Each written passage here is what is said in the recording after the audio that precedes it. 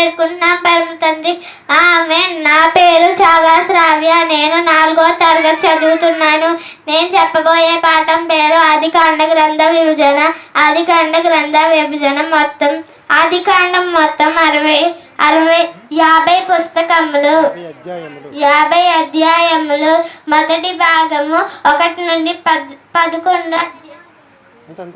11 అధ్యాయాలు. మొదటి భాగంలో 4 సంఘటనలు. అవి సృష్టి పతనం, జలప్రలయం, జాతుల విభజన. రెండవ భాగము 12 నుండి 50 అధ్యాయములు. రెండవ భాగంలో 4 వ్యక్తులు. వారు అబ్రహాము, ఇస్సాకు, యాకోబు, యోసేపు.